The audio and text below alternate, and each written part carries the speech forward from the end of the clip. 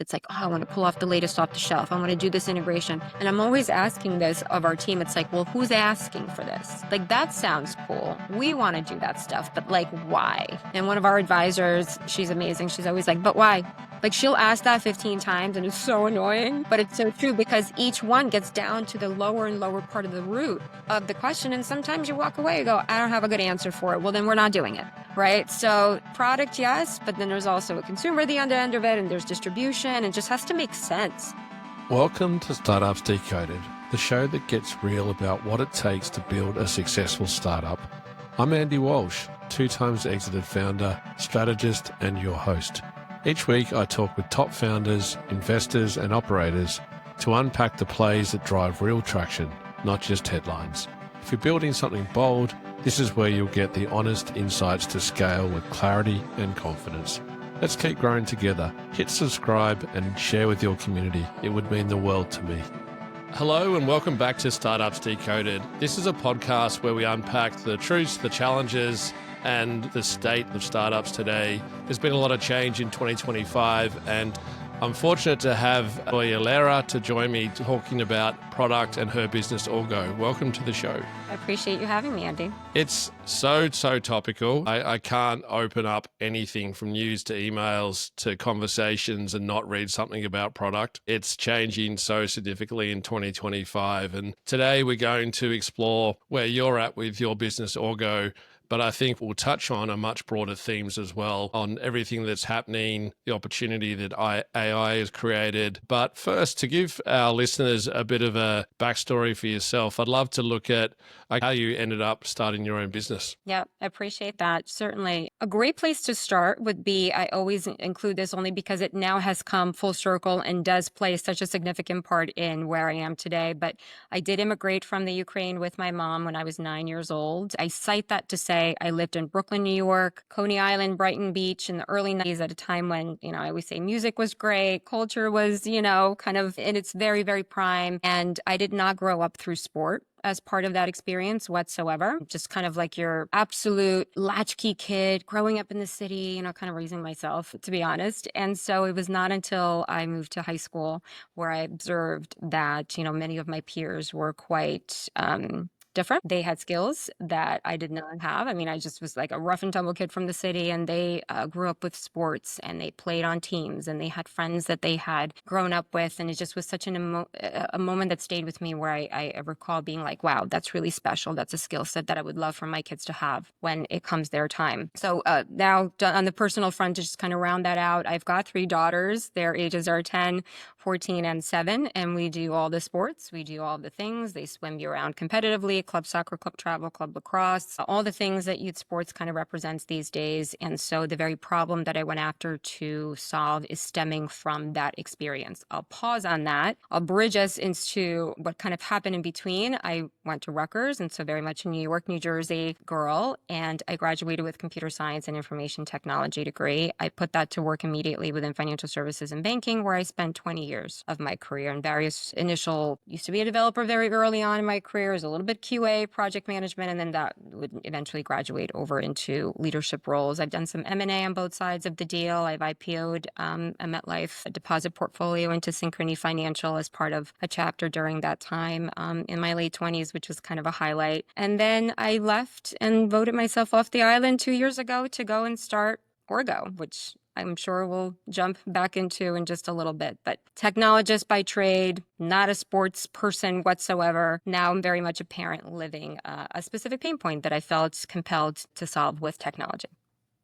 So interesting how you grow up can impact and help craft and define where you end up in the future. And I've heard stories similar where people have observed something as they grow up and then they become a parent, and then all of a sudden it goes full circle and things spark up inside of you that you don't even realize that they're clocked on that. And I came from the other side where I played every competitive sport possible, and my poor parents having to run me around for training in matches and interstate competitions and the money and all the equipment that came with it. And I'm very grateful. And at the time, you just take that for granted with what you're doing. And I think that as today, we'll explore that a little bit. But to kick off, knowing now that you've got three girls all competing in various sports at different times of the year, you're definitely experienced firsthand the challenges around organization, travel, calendars with you and your partner. And I'd hopefully assume that you're trying to find time for you guys as well within the mix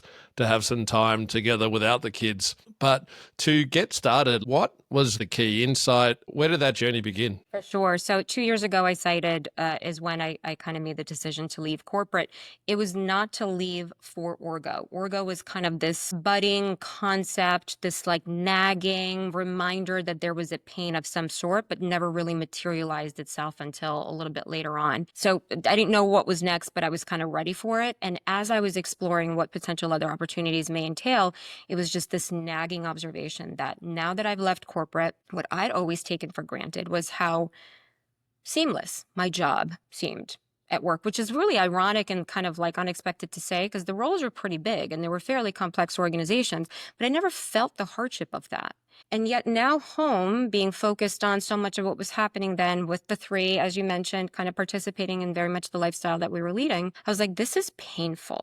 Has a lot of friction. I have a lot of anxiety. I have a lot of paranoia. Like, why is that happening? I never felt that way at work. And so that was, I think, the origin of that feeling. It was an observation of this versus that. And then as the technologist lens kind of became, the application of that problem, I was like, well, I had built for purpose tooling in SaaS and B2B and enterprise that did nothing but made my job easier and made my workday more efficient, squeezed even more, essentially money out of me every day. And I felt the opposite at home, where it was like lots of different tools, not a whole lot of efficiency, a lot of manual, effort that I had to take as the human to kind of bring it all together, and very much exasperated by the lifestyle being led as a sports family with those three girls year round, mind you, right? Because like everything's changed so much and so much of the seasonality is now gone and everything is kind of contiguous as it seems. And so that was the aha moment. It was like, okay, I'm missing something here. And now I'm going to go out in the market and I'm going to see if that's just something that I happen to be unaware of that already exists. I didn't. Competitive analysis had pointed me in the direction that said, look, there's a white space here. There's an opportunity.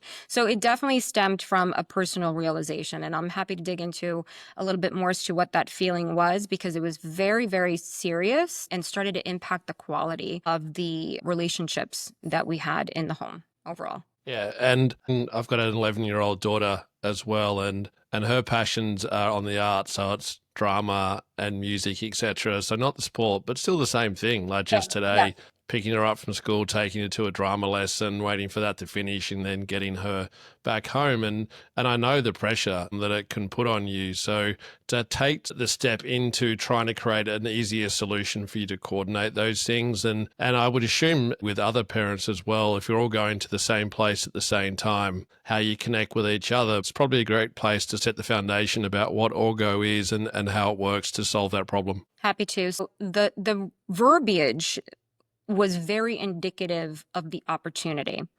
Because as sports parents, and maybe you do the same, like part of my vernacular was logistics, right? This word just kind of kept coming out, tip of the tongue.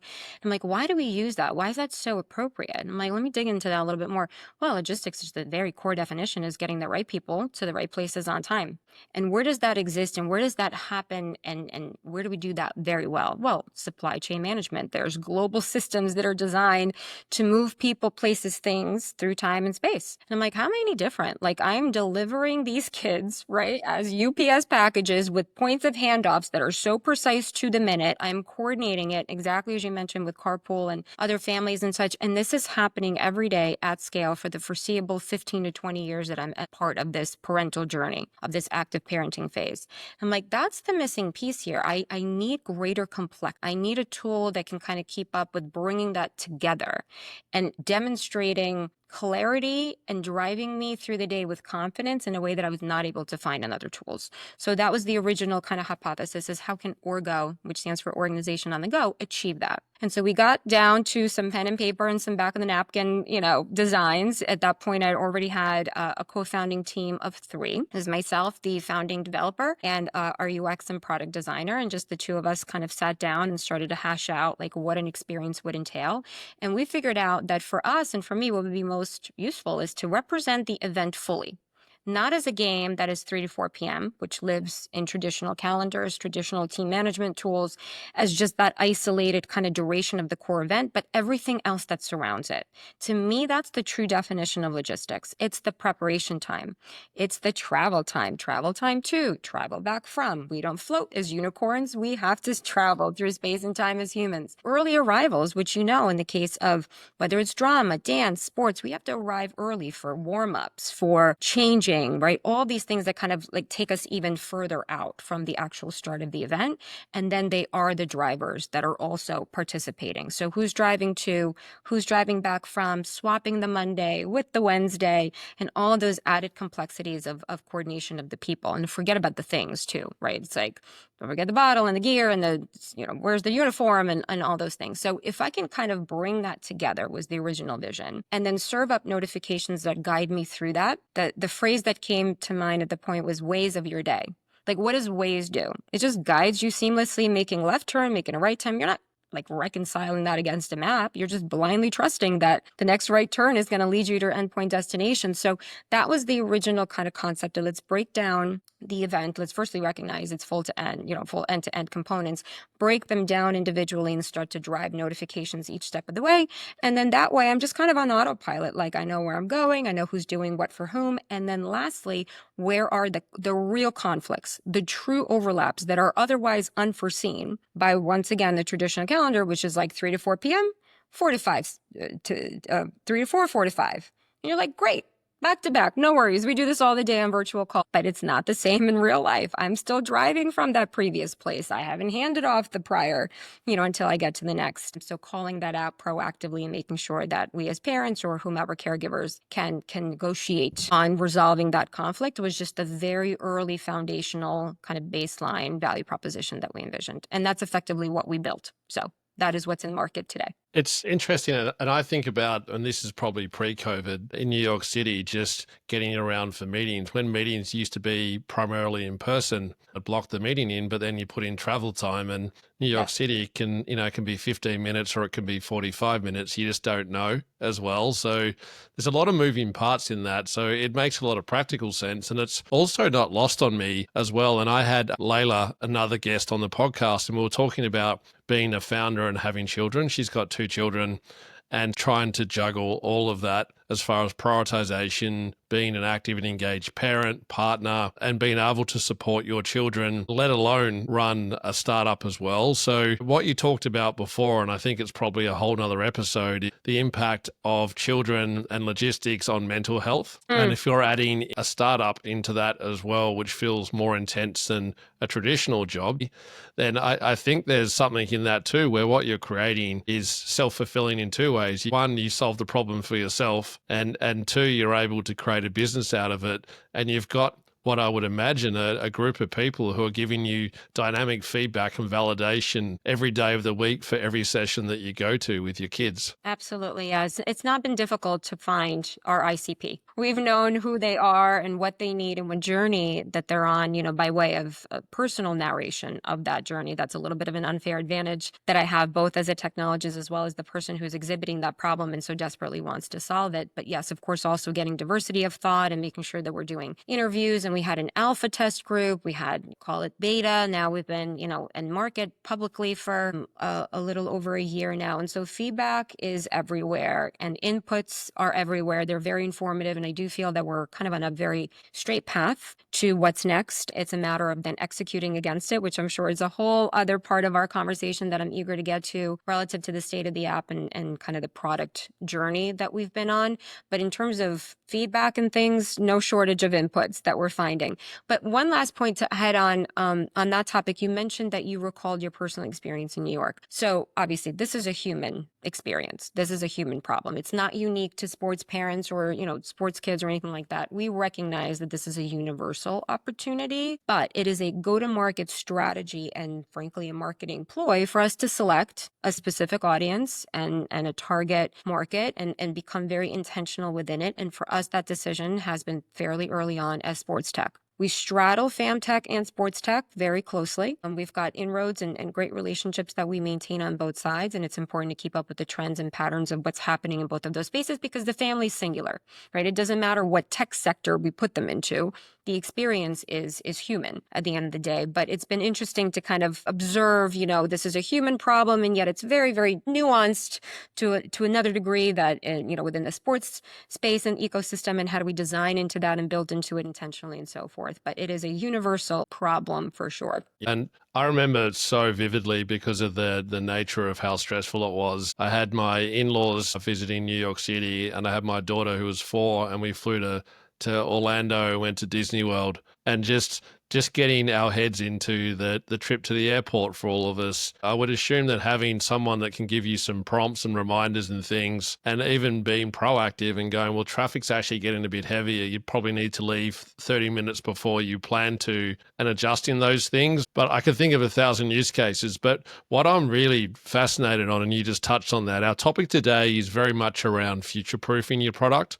And refactoring is a term that has made investors nervous historically. Maybe consumers might have a bit of a bumpy ride on transition, etc. But in the age that we're living in, where automation and effectiveness, there's products coming so thick and fast to be able to make our lives easier. And what that creates is a better user experience, but also it means that you can scale with less labor, which makes a startup more cost effective. So for people that don't know, I'd love to look at the term refactoring and how we define what that looks like. Because obviously it's a broader term, but in the context of startup, what that means. Yeah, for sure. So it's definitely a word that we don't love to use ourselves, or having thought about approaching a phase where that would be a consideration to take action on. But I'll kind of take you back with a little bit of history in terms of like how we built it from scratch, essentially, of course. And this was 2 years ago that we started our journey. The very reason I left corporate is because I felt FOMO, that there was such technological advancements being made in AI, in Web3, and all these different pockets that in a highly regulated environment as banking was, I just didn't have access to that, or I didn't see a path toward being kind of at the cutting edge of it.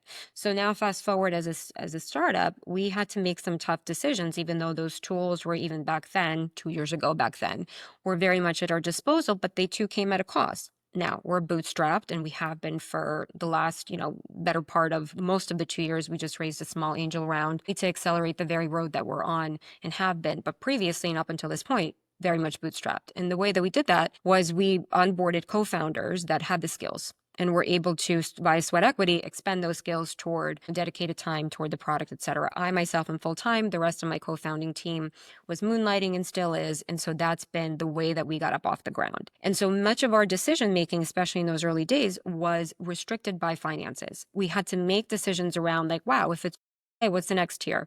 Are we going to scale up through it? Is that going to be able to enable us, to hit the next milestones, et cetera? And sometimes we had to cut those corners. So at the end of it, when we did build what we would call to be like that initial foundation, selfishly, I was like so allergic to the word MVP. I'm like, this is not an MVP. Like, this is hard tech. Like, we're actually building stuff. It's not thrown together with spaghetti. Like, we're enterprise technologists. It's an MVP.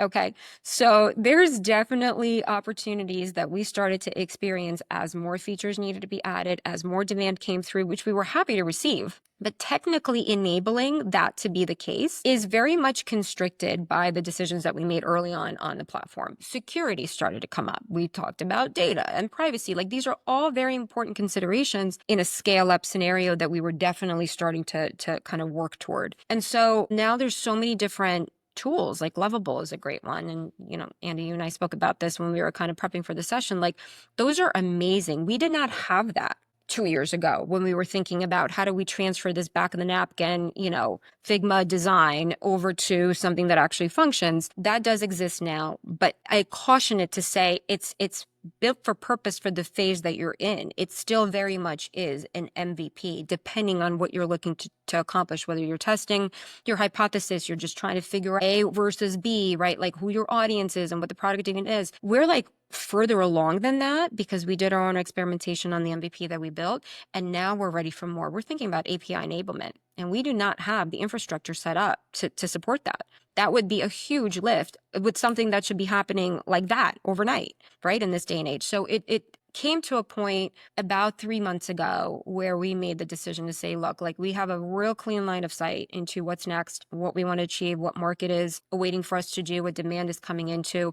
And we have to take the time to now revisit some of the earlier work and start to make decisions that are a bit more future proof. And so that has been the journey that we've come to in terms of this phase. Yeah, such an interesting time, and a few things there for us to get into a little bit more in detail. So when you're looking at your product and you look at other tech stacks that you could use to potentially build on and automate and scale, etc., you need to think about, okay, what do I have now? Can we adjust what we're doing and refine it? Do we start from scratch and build it again? Or is there somewhere in between? But to get to a point where you make that decision, did you have some kind of process you went through to look at like a bit of a SWOT analysis, for an easy term, to look at like all the pros and cons within that? Yeah, you're speaking my love language with the SWOT for sure. First of all, we've got a great advisory board and we've got a great network of folks that we invited into the conversation, investors included. At that point, we had raised our angel round. And so they were very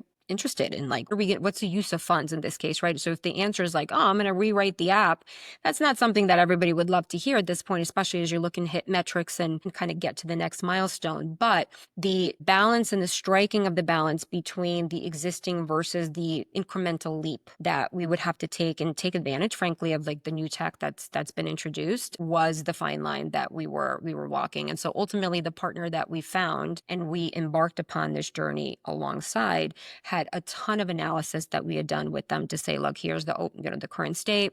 We're going to open up the back end, the front end to you. Let's definitely take a look under the hood. What are your observations? We had another team do the exact same independent analysis to see if there's going to be any vastly different outcomes from that. And they were pretty much on par. It just kind of came down to capacity at that point, who best would be able to execute on the road ahead. But nonetheless, the observation was that so much was salvageable from a front end perspective, which is great. And then we would have opportunities to kind of tweak that a little bit with the learnings that we, of course, have. And then more so the back end exercise. It's migrating the front end logic over to the back end. It's writing cloud functions. It's making sure that we're instituting more of that middleware layer. And actually, this is probably debatable, but we migrated as part of that, just kind of as a clean start from Firebase to Superbase. And there's a couple of reasons why we thought that that would be best, pricing being one of them, and just various other kind of out of the box features that Superbase seems to now have progressed with. And so that was kind of another point of the exercise, is that how can we achieve the current state, make it faster, stronger, better, but position it for all of the enablement that we needed to do in the next stage. Yeah, and the other layer on that as well, and you touched on it earlier, like to have confidence that through that analysis that you come out the other side and you feel like that this is the right thing for us to do. There'll be some short-term headaches that you have to navigate, but the opportunity is so much bigger than the short-term compromise of cost and time and some extra pressure in there. And I want to go into that a little bit later, but as far as thinking about a product that you choose to build on or starting from scratch, are there strengths and weaknesses in both? The rhetoric that I'm hearing at the moment is that they're good. Right now, the products available are good to get you started, to get you to an MVP, test and learn a little bit. But when you get into the scale phase and it needs to be more robust, people are facing issues and sometimes having to start again. I'd love to hear your take on what you're seeing and in your analysis, even if some of those conversations came up. I've seen already a couple of examples in communities that I sit with early stage founders that are a little bit on the earlier side than where we are, who are experimenting with some of these new tools. And it's exciting because it puts access in the hands of those that don't have to raise an angel round or have to go after capital to kind of get started. And so So that just completely changes the dynamic and the trajectory of what a pre-seed and seed expectations and that journey even looks like today, which is great. But then, yes, I think everybody needs to kind of go into it with open eyes in terms of like, this is the phase that you're in and it satisfies the needs and requirements of this phase. It'll be a means to the next end. And then beyond that, maybe that's when you'll be able to raise funding and or be, revenue generating to then be able to facilitate the next stage of the product. For us, again, we did not have those tools. So we did build the tech however we did, and we're just kind of making refinements to that. But of the folks who are really kind of riding the wave of the newest tech stack out there, I think they're super excited and encouraged to get going. But I already know of one that's had to do a rewrite.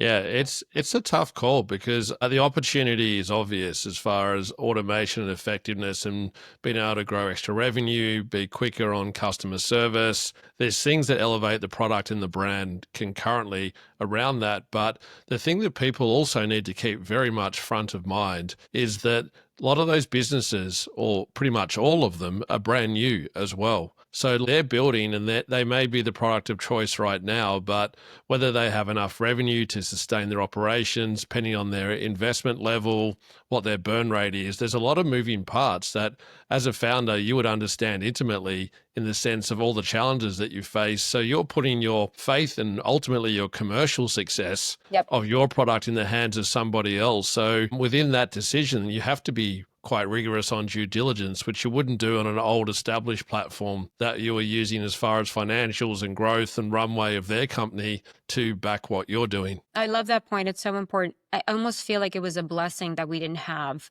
these tools at our disposal to tempt us, because we probably would have loved to have been quick or quicker than we were, right? In terms of getting the output and the testing. Like we were just so eager to get to the other side and fulfill the demands that our early users were kind of imposing on us. So what we were building is just like good old React Native. Sitting on Firebase, like and it's painstaking. It is. And we literally took no shortcuts aside from those that were financially informed. But the rewrite now, it's like a lot of it is repurposable. A lot of it is starting to, become of use to us. And it's not 100% rewrite whatsoever. If I were to venture a guess, I think it would be 70-30, like 70 ultimately repurposing. 30 is mostly focused, maybe 40, 60-40, but then like mostly is focused on the back end, which is like the enablement. These are the leaps that we're taking. So it's actually not reworking the old, it's positioning for the new. And the way that we actually have defined as our goal and outcome from this phase, which by the way is highly accelerated, so we're trying to get this through this as quickly as possible, is parity plus. That's kind of like our guiding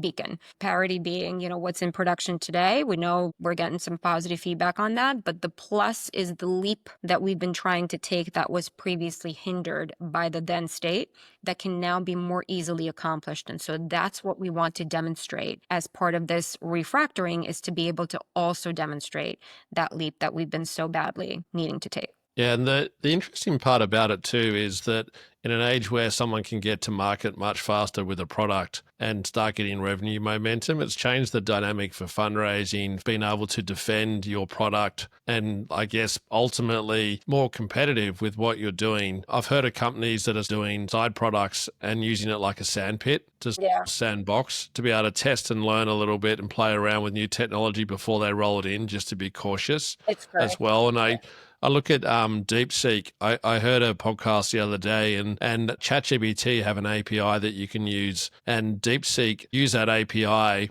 to train its own model on the way that ChatGPT was looking for information as well. And that's how they ultimately, or part of ultimately how they leapfrogged ChatGPT on their speed and what they're looking at. And if you're able to do the same thing holistically with a competitor set, then it becomes challenging too. It's like, how do you protect your own IP as a product owner? Yeah, for sure. That's really tough. And like, yes, you think about the product so much, but then also the distribution.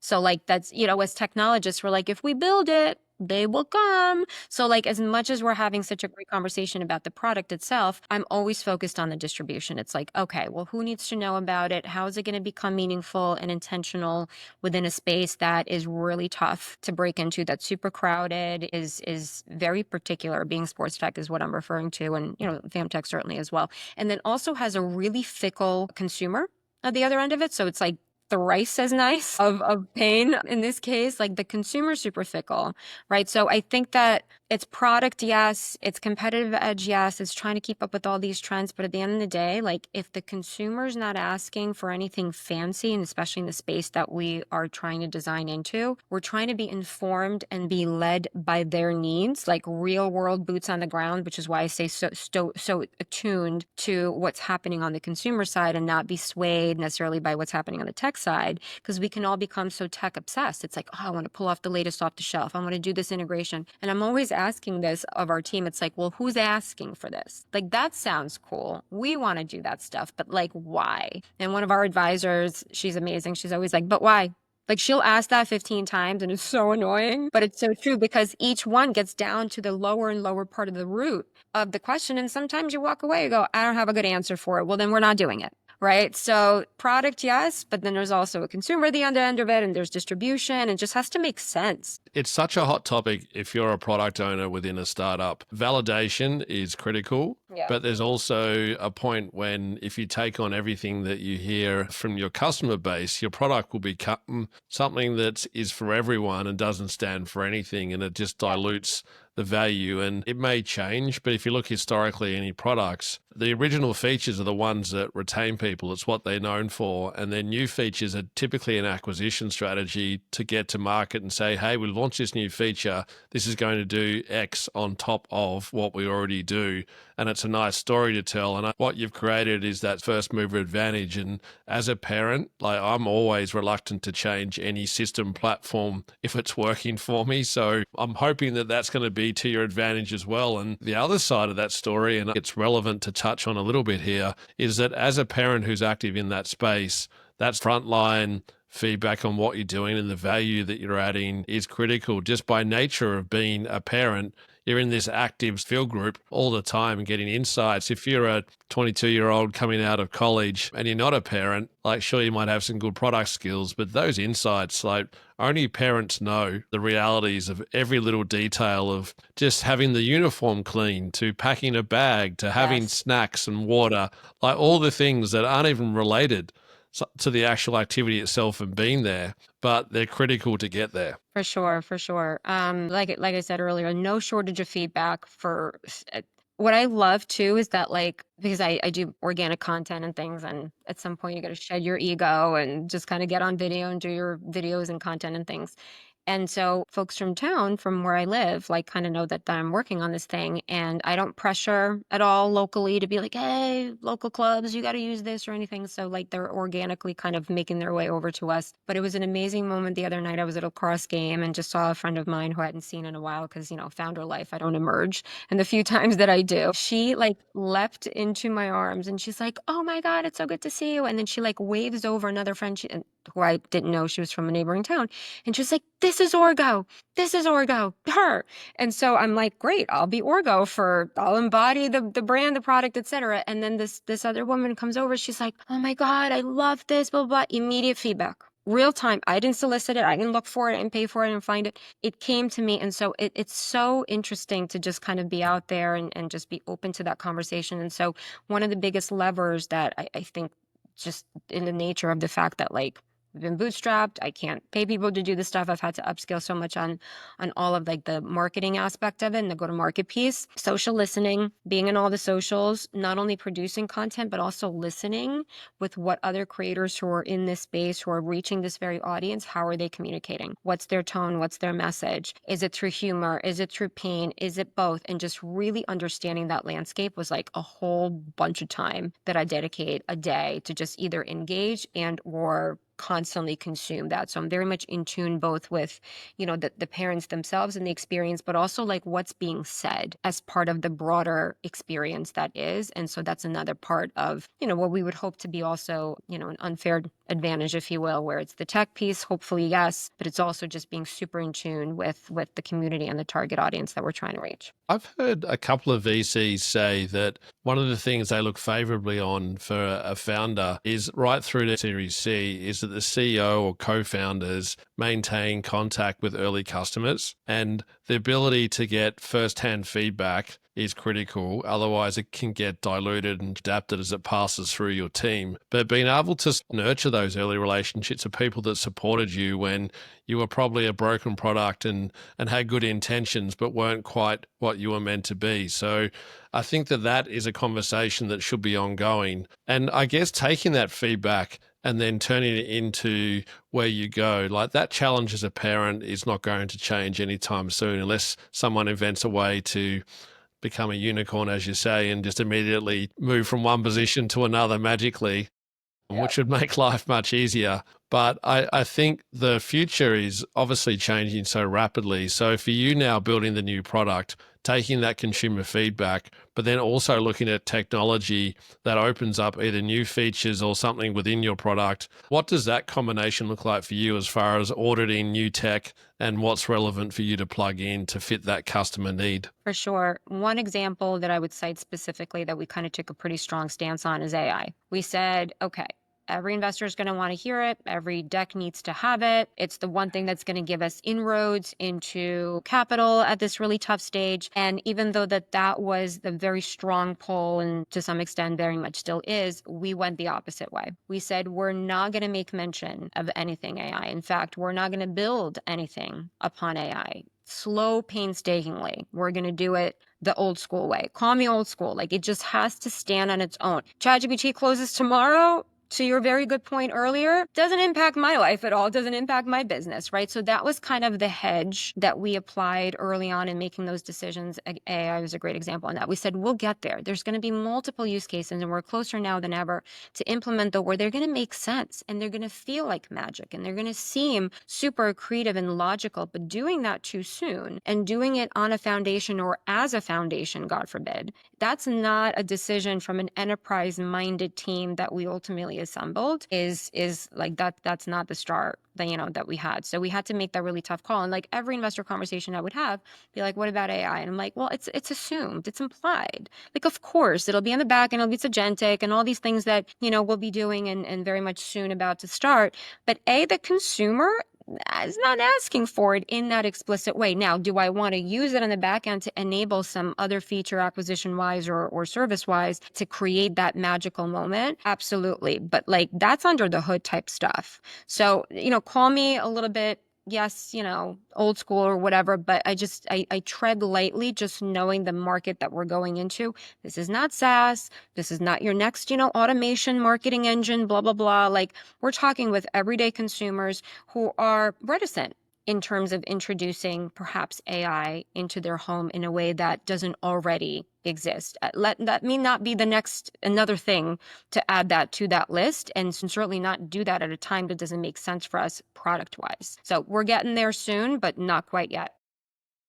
Yeah, and if you look at any adoption curve of new technology, new products, etc., there's always a small group of people at the start. It's a very distinct pattern of a bell curve that has a rapid increase. And I feel like we're at that point now, but it's really just ChatGPT. And the conversations that you and I see and hear are very much in investor and startup circles because it's a new opportunity for a new business. It helps improve or change products or offer new features.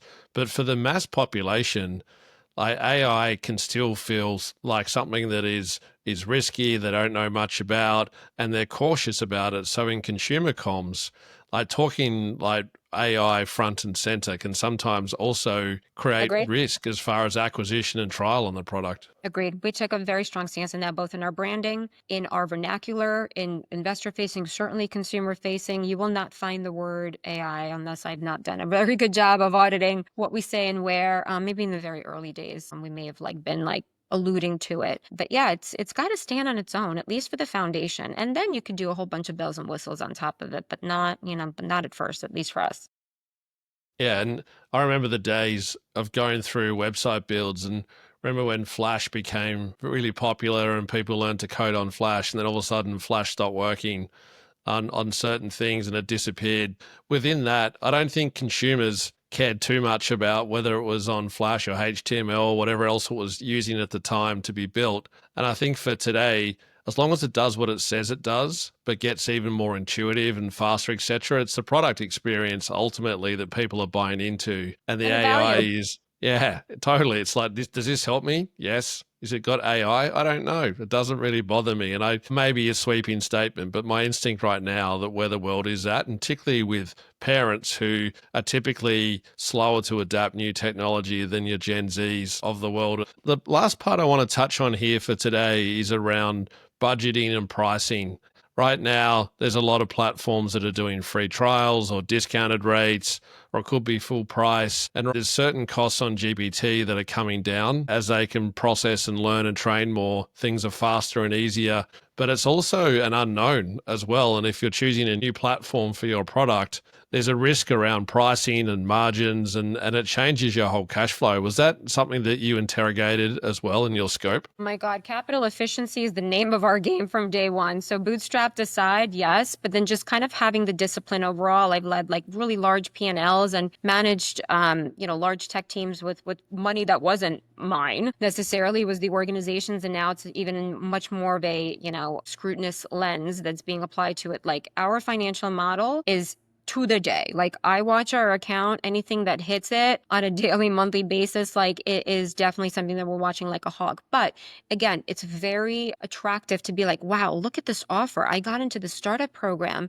for a year. I have a whole product for a year to play with. Wow, I'm going to build it super, super deep in a way that when obviously that trial ends or that program ends, they're going to flip me into like a crazy tier. So we look ahead to 12 months from now and go, do we want to incur that cost then? I know free is great now, but are we going to commit ourselves with the technology, with the services, and all the things that we're going to kind of wrap as that extra added value? Is that going to be then worth it for us? Or is that going to be a position that we'll be in? So that's a huge question, that we pose constantly. And sometimes the answer is yes, and it'll be worthwhile to kind of have that risk, to your point, that these companies may not be around in a year either. Hopefully they are, but cost is a huge component to it. Again, we don't have 18 to 24 month worth of runway here. Like we're operating still very much as a bootstrap company, hopefully soon to be revenue backed. And that's going to give us, a very different approach to the way that we manage our capital. But for right now, highly scrutinous, thinking about the free trials very, very carefully, but also like, do we need it? Like, can we accomplish it in other ways? Like do things that don't scale is highly applicable still very much to our phase, whether it's manually, like we were talking about reaching the customer every day, or being in tune with feedback. I am on the receiving end of every support ticket that comes through. And there's not many, thankfully, but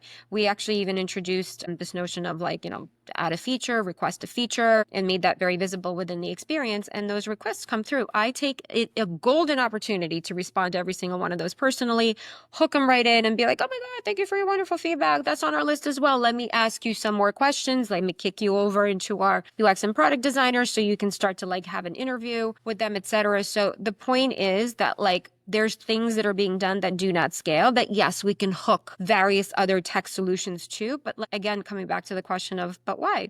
What's going to be in it for us later on? Like that's another threshold for us to cross when we do. But until then, can't be burning through capital census.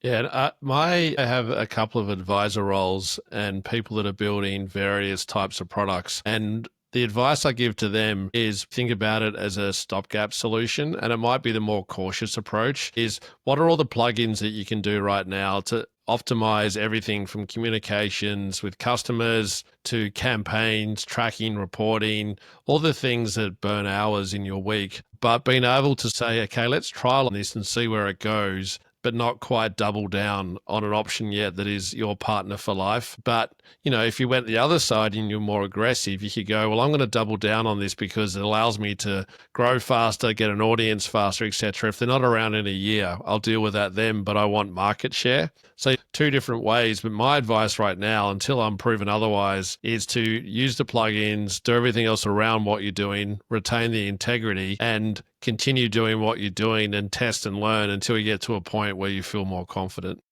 Yeah, that aggressive phase is coming up. Like we are eager to get to aggression, but have been painstakingly disciplined to be in a position to reach it in due time on our schedule. And, there's no right or wrong, I think, approach to any of this. I think it's highly experimental and very nuanced in terms of what all the circumstances are that surround each specific startup and founding teams. Yeah, I think the future proofing part is interesting. And I want to close today with one quick question. How far ahead do you think you can future proof your product in today's climate? 2 years ago, you probably would have said 5 years. You had as being able to back something as a product and keep it going. But I feel like that is decreased significantly. Where do you think we land? I like a year. I'd like to have a real clean year under our belt because I'm sure that we will learn something else. We will then I can't say reposition, hopefully not entirely as strong a statement as that, but there will be more learnings. And at that point, there will be more plug-in solutions, opportunities, and so forth.